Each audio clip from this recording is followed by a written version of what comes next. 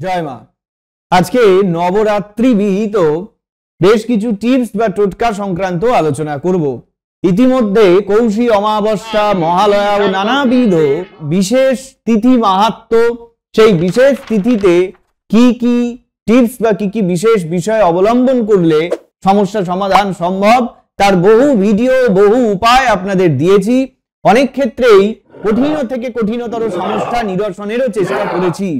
আজকে নবরাত্রি বিহিত বিষয়, যেখানে সন্তানের অবাধ্য সন্তান, সেক্ষেত্রে তার সঙ্গে সুষ্ঠু সম্পর্ক স্থাপন থেকে শুরু করে কর্মক্ষেত্রের বিধি নিষেধ, বাধা বাধকতা, কি কি কর্মক্ষেত্রের সমস্যা সেইগুলিকে দূর করা, নানান ক্ষেত্রে বিবাহিত দাম্পত্য ক্ষেত্রের সমস্যা, অর্থ শ্রীবৃদ্ধি লাভ এবং নানাবিধ মনস্কামনা পূর্তির উদ্দেশ্যে এই নবরাত্রির বিশেষ তিথিকে কিভাবে কাজে লাগানো যেতে পারে, কি তার আধ্যাত্মিক মাহাত্ম্য, বা কিভাবে এই বিশেষ সময়ের কাজে লাগিয়ে আপনি আপনার সমস্যা সমাধানের জন্য দেবীর কাছে প্রার্থনা করতে পারবেন, সেই বিষয় আলোচনা করব। তবে আলোচনার পূর্বে আপনাদের কাছে অনুরোধ, আমার এই চ্যানেলটি যদি আপনাদের গ্রহণযোগ্য বলে মনে হয় এবং ভিডিওগুলি যদি অবশ্যই আপনাদের কাছে উপযোগী বলে মনে হয়ে থাকে, তাহলে ভিডিওটি অবশ্যই আপনারা শেয়ার করুন এবং অতি অবশ্যই চ্যানেলটি আপনারা সাবস্ক্রাইব করুন। নোটিফিকেশন লাভ করার জন্য বেল আইকনটি প্রেস করুন। এতে নিত্য নতুন ভিডিও পোস্ট হলে অবশ্যই আপনাদের কাছে নোটিফিকেশন যাবে এবং আমি আরো বেশি করে আপনাদের সঙ্গে যুক্ত থাকতে পারবো। আপনাদের নিজ সমস্যা সমাধানের জন্য আপনারা আমার সঙ্গে যুক্ত থাকতে পারবেন। আজকের অনুষ্ঠান শুরু করছি নবরাত্রি বিহিত বিশেষ আলোচনা।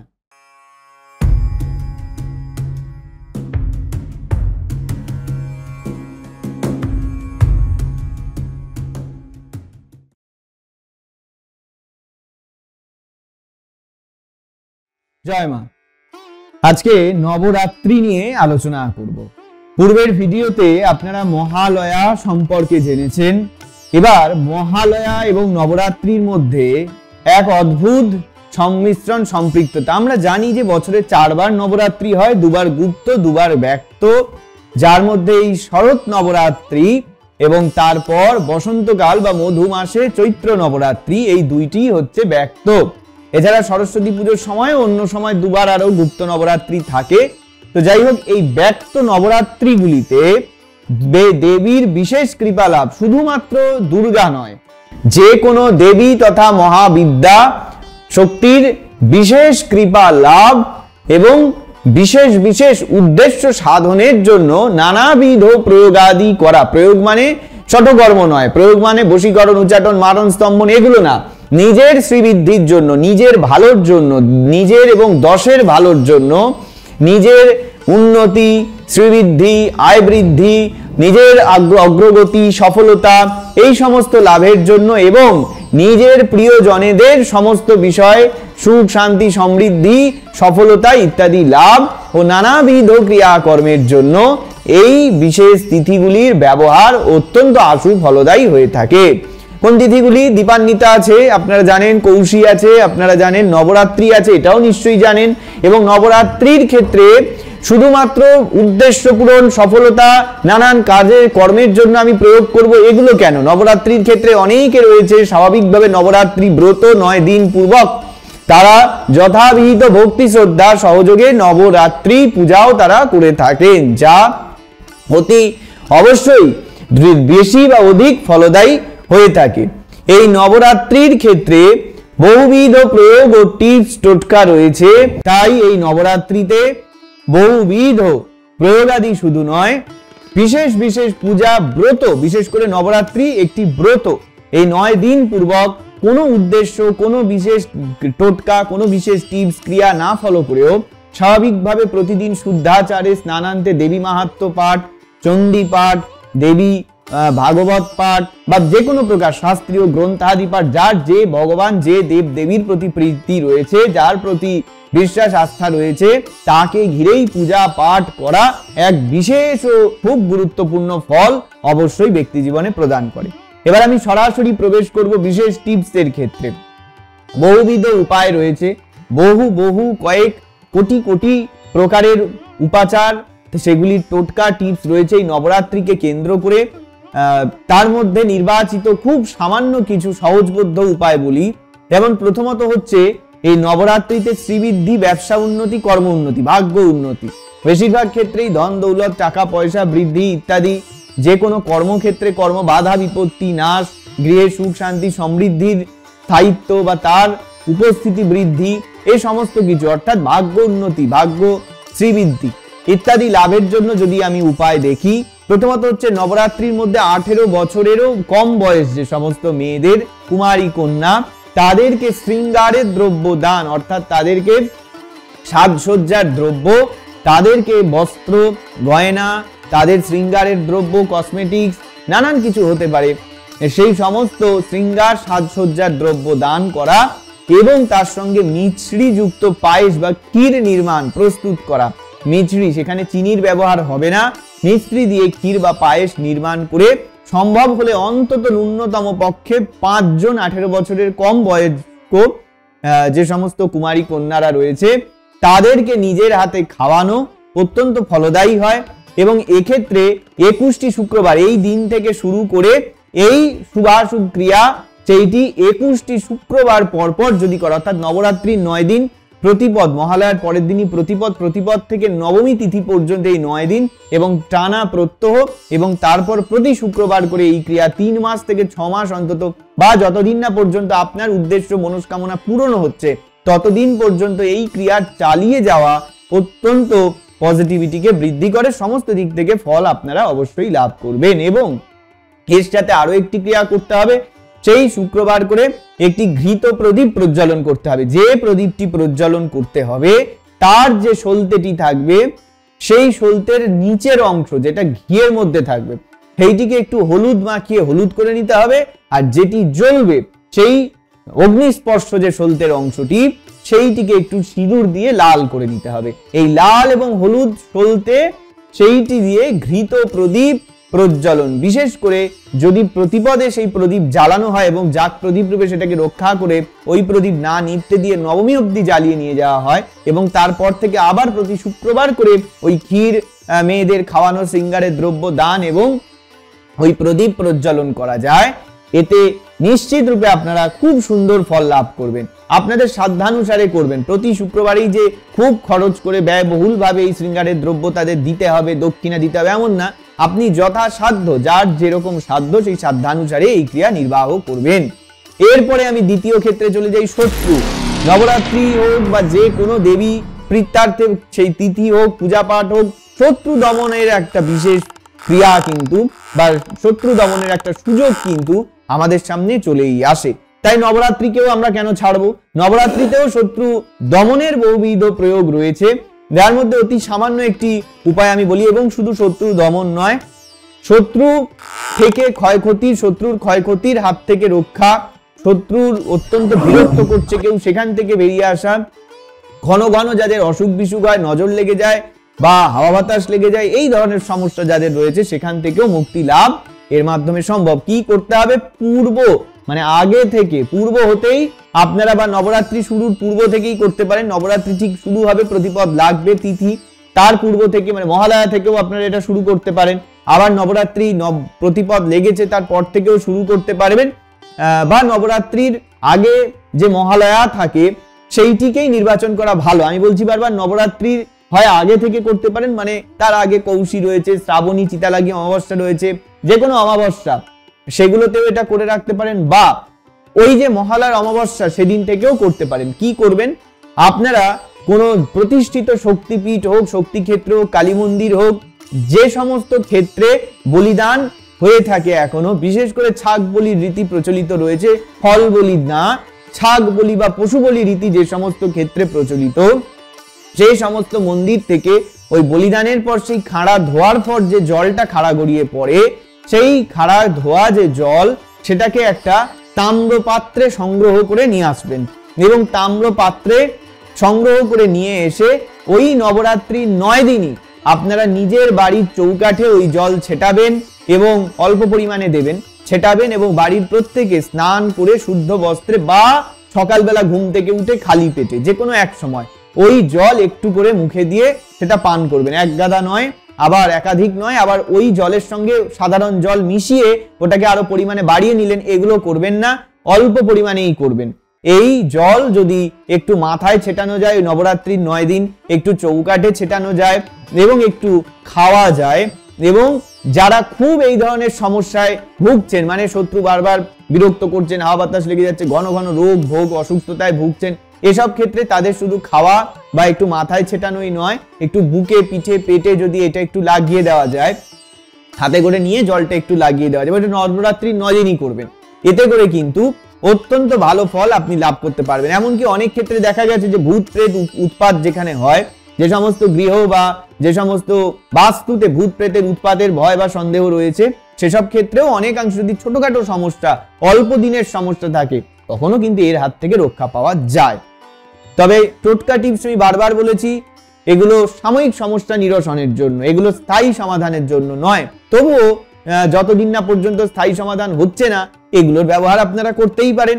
এরপরে আমি বলবো যে কর্মক্ষেত্র, কর্মজীবনে উন্নতি লাভ বা কর্ম বাধা বিপত্তি নাশের জন্য উপায়।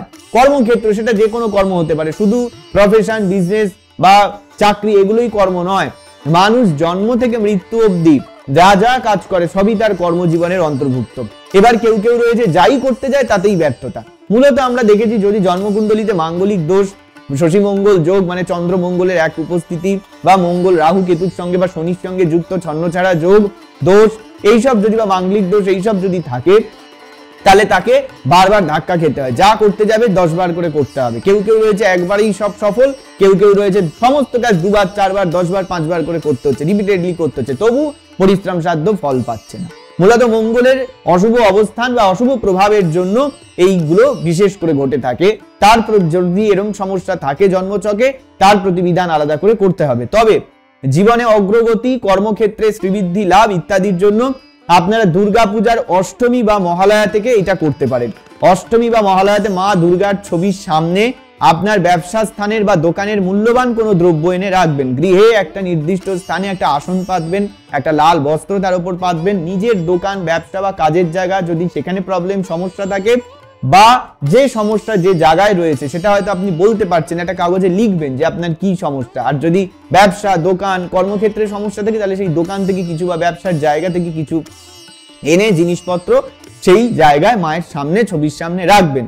এবং সেই মূল্যবান দ্রব্য রেখে আপনি কিছু টাকাও রাখবেন। দোকান বা ব্যবসার জায়গা বা ওই যেখানে চাকরি করেন সেখান থেকে যে স্যালারি মাইনে পেয়েছিলেন সেখান থেকেই নেবেন টাকাটা, নিয়ে সেই কিছুটা সামান্য টাকা আর সেই দ্রব্য মায়ের সামনে, ছবির সামনে সেইটিকে রাখবেন। এবং মাকে যথাবিহিত, যার যেমন সাধ্য সেই সাধ্যানুসারে যথাবিহিত আপনি পূজা পাঠ করবেন। পারলে দুর্গা চালিসা বা চণ্ডী পাঠ, যদি ব্রাহ্মণ হয়ে থাকেন পূর্ণাঙ্গ চণ্ডী পাঠ করবেন, নইলে কোনো পুরোহিতকে ডেকে বিধিবৎ পূর্ণাঙ্গ চণ্ডী পাঠ সংকল্পিত ভাবে আপনারা করিয়ে, হবন করিয়ে পুজো করিয়ে নিতে পারেন।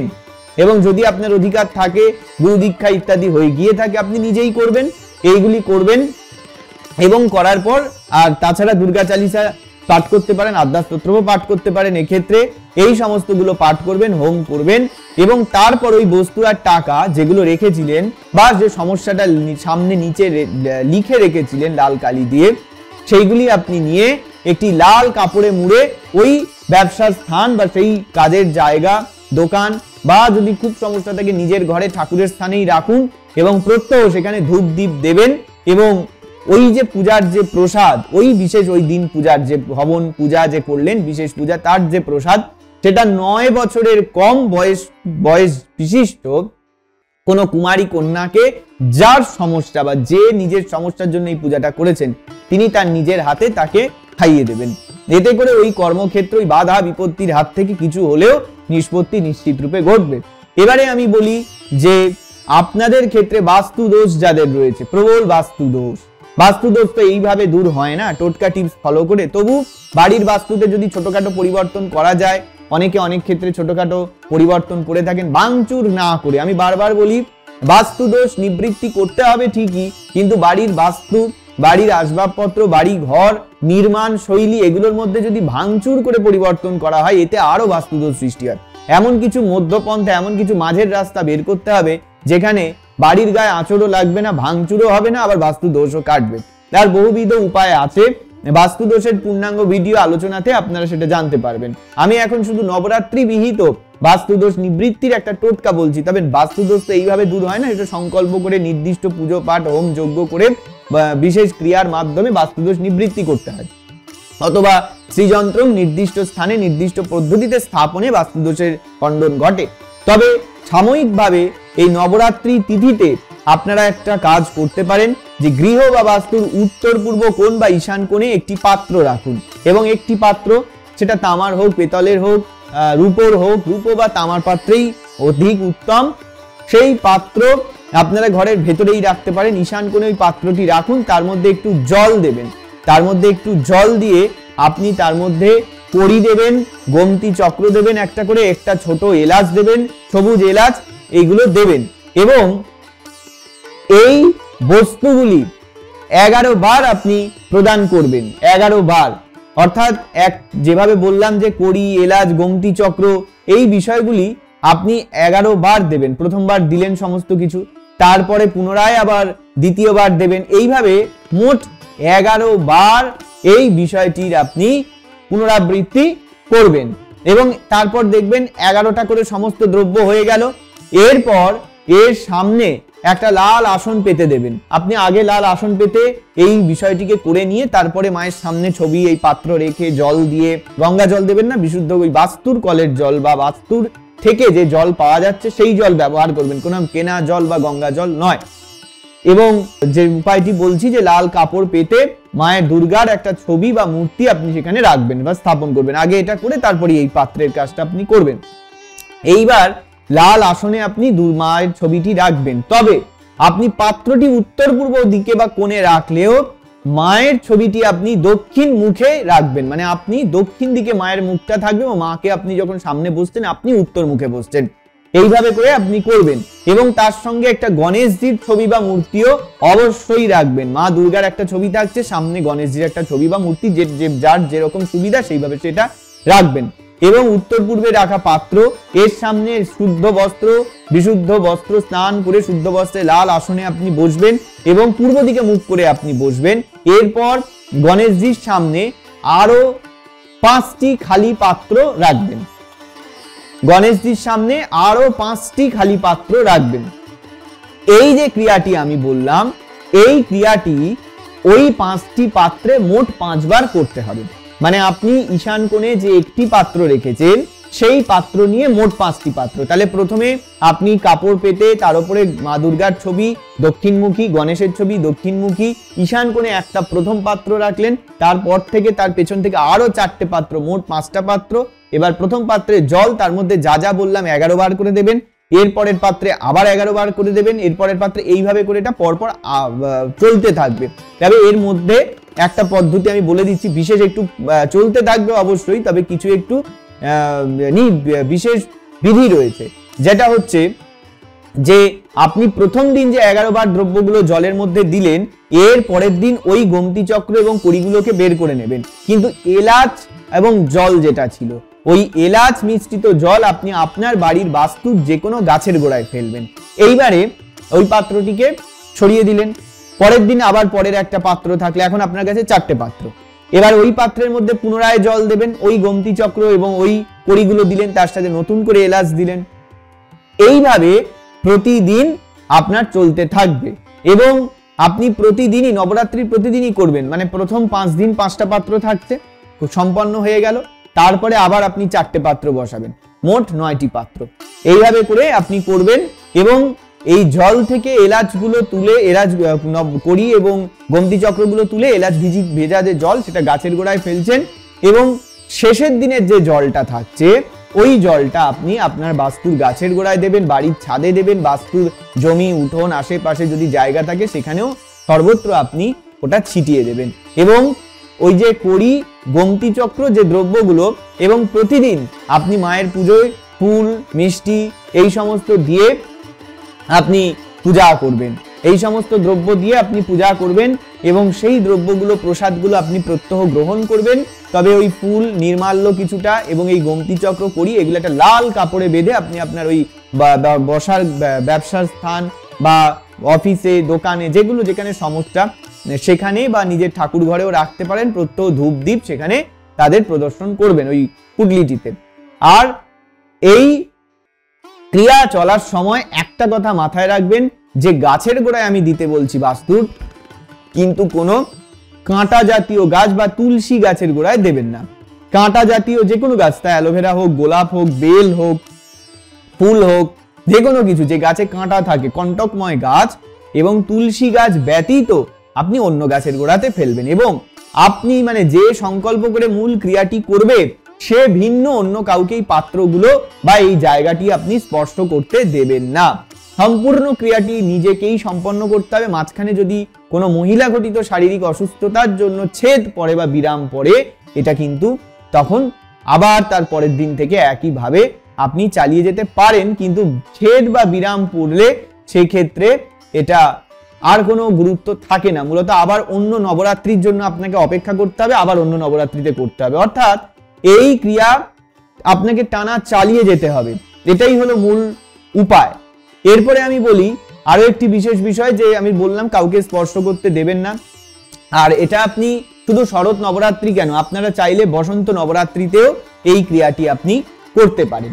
এবার আমি পরবর্তী উপায়তে চলে যাই। নবগ্রহের অসুবিধা, গ্রহ সমস্যা পীড়া যাদের থাকে, গ্রহ সমস্যা দূর করার জন্য আপনি মা দুর্গাকে এক ঘটি জল, সেই জলের মধ্যে একটু গঙ্গা জল, কাঁচা দুধ, বিশুদ্ধ গাওয়া ঘি, মধু এবং ময়দা, তার সঙ্গে আখের গুড়, সুজি, তার সঙ্গে একটু আতপ চাল আর কলা পাতার রস, কলা পাতা ছিঁড়ে একটু পিষে নিয়ে চেপে রস নির্গত করে একটা সাদা কাপড়ে ছেঁকে যে 2-4 ফোঁটা রস বেরোবে সেইটি, এগুলো সমস্ত কিছু এক ঘটি গঙ্গা জলের মধ্যে মিশ্রিত করে নিয়ে আপনি সেইটি দিয়ে নবরাত্রির প্রত্যহ মা দুর্গাকে স্নান করুন, স্নান করান এবং বিধিবৎ শাস্ত্রসম্মত ভক্তি ভরে তার পূজা অর্চনা করতে থাকুন। চাইলে এগুলো আপনারা বাকি যে কোনো মাসের অমাবস্যাতেও বা অষ্টমী, কৃষ্ণপক্ষের অষ্টমী, শুক্লপক্ষের অষ্টমীতেও লাগাতার 6-8 মাস বা 1 বছর চালিয়ে যেতে পারে, দেখবেন খুব সুন্দর ফল পাবেন যাদের নবগ্রহের সমস্যা তাদের জন্য। এরপর আরো বহু অভিষেক বিধি রয়েছে। আসলে টোটকা টিপস শুধু নয়, মা দুর্গার, মহাদেব শিবের মতন প্রচুর অভিষেক দ্রব্য আছে, অভিষেক বিধি আছে, যে বিধিগুলি অবলম্বন করে ওই দ্রব্য দিয়ে বিশেষ বিশেষ অভিষেক যদি করা যায় মায়ের, তাহলে সেই বিশেষ বিশেষ উদ্দেশ্যগুলি সফল হয়। যেমন ধন সম্পদ ঐশ্বর্য লাভের জন্য একটি উপায় বলি। এক্ষেত্রে আপনারা 1 ঘটি গঙ্গা জলে 5টা ছোট এলাচ, 5টা কিশমিশ, 5টা কাঠবাদাম এবং 1টা আখরোট, এগুলো মিশ্রিত করে আপনারা সেই জল দ্বারা যদি মা দুর্গার অভিষেক নবরাত্রির প্রত্যহ এবং প্রতি মাসের অমাবস্যা ও শুক্ল কৃষ্ণপক্ষের অষ্টমী তিথিতে করতে পারেন, এতেও কিন্তু দুর্দান্ত ফল আপনারা লাভ করতে পারবেন ধন ধান্য ঐশ্বর্য বৃদ্ধির জন্য।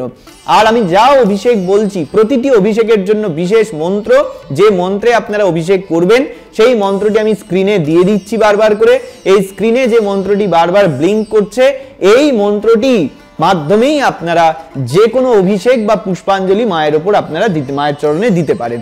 এবার বলি সন্তান, যাদের সন্তান অবাধ্য, বাবা মার কথা শোনেন না, অথবা সন্তানের সঙ্গে বাবা মার পিতামাতার সম্পর্ক খুব একটা ভালো না, তারাও 1 ঘটি গঙ্গা জলের মধ্যে ডাবের জল মিশ্রিত করে ওই মিশ্রিত দ্রব্যের দ্বারা ওই নবরাত্রির প্রত্যহ এবং প্রতিদিন যদি মা দুর্গার অভিষেক বা প্রতি মাসের অমাবস্যা ও শুক্ল কৃষ্ণপক্ষের অষ্টমীতে এটা 6 থেকে 8 মাস বা 1 বছর চালিয়ে যেতে পারেন, নিশ্চিত ফল লাভ করতে পারবেন। সর্বোপরি আরেকটি উপায় বলি, উচ্চ পদ প্রাপ্তি, মানে আপনি কাজ কর্মের সঙ্গে যুক্ত, দীর্ঘদিন পরিশ্রম করছেন কিন্তু আপনি আপনার আশানুরূপ প্রমোশন বা উচ্চ পদ প্রাপ্ত করতে পারছেন না, মান সম্মান হানি বা নানান ধরনের আপনি সমস্যার মধ্যে ভুগছেন। এক্ষেত্রে আপনি স্বর্ণ মিশ্রিত জল, সোনা একটু আগের দিন যদি জলে গঙ্গা জলে ভিজিয়ে রাখেন, সেই সোনাটা তুলে ওই সোনা সিক্ত, স্বর্ণসিক্ত বা সোনা ভেজানো যে জল, তার দ্বারা মা দুর্গার অভিষেক আপনি করতে পারেন বা মা দুর্গাকে স্নান করিয়ে আবার তাকে পরিষ্কার পরিচ্ছন্ন করে ধূপ দ্বীপ ইত্যাদির দ্বারা আপনি পূজা করতে পারেন। এতে উচ্চ পদ প্রাপ্তি, প্রমোশন বা কর্মক্ষেত্রে সমস্যার নিষ্পত্তি ঘটে। এই যে আলোচনাগুলি এতক্ষণ ধরে আমি করলাম, এই সমস্ত আলোচনাই নবরাত্রিকে কেন্দ্র করে। নবরাত্রির আরো বহুবিধ উপায়, টোটকা, টিপস, পুজো বিধি, বিভিন্ন বিষয় রয়েছে। সমস্ত সমস্যার জন্যই উপাচার উপাদান রয়েছে, কিন্তু কে কিভাবে ব্যবহার করবে সেটাই হলো বড় কথা। তবে সর্বোপরি আমরা বারবার করে যে বিষয়টি বলি, যে কোনো তিথি, নক্ষত্র, দিনক্ষণ, পূজা পাঠকে সবসময় টোটকা টিপসের জন্য ফলো করা নয়। সর্বোপরি দেবী প্রীতি কাম, অর্থাৎ দেবীর প্রীত্যার্থে বা দেবীর আশীর্বাদ লাভের জন্য আমরা যে কোনো সংকল্প ছাড়াও, যে কোনো উদ্দেশ্য ছাড়াও শুধুমাত্র দেবী প্রীত্যার্থে সংকল্পেও পূজাই কিন্তু সর্বশেষ এবং সর্বোচ্চ গুরুত্বপূর্ণ। আপনারা সকলে ভালো থাকুন, সুস্থ থাকুন। এরপর অন্য ভিডিওয়ে, এরপর লক্ষ্মী পুজো আছে, কালী পুজো আছে, পরপর বহু ভিডিও আসতে থাকবে। সুতরাং চ্যানেলটির সঙ্গে আপনারা যুক্ত থাকুন এবং অবশ্যই আমাদের সঙ্গে থাকুন। সকলে ভালো থাকুন, সকলে সুস্থ থাকুন। জয় মা।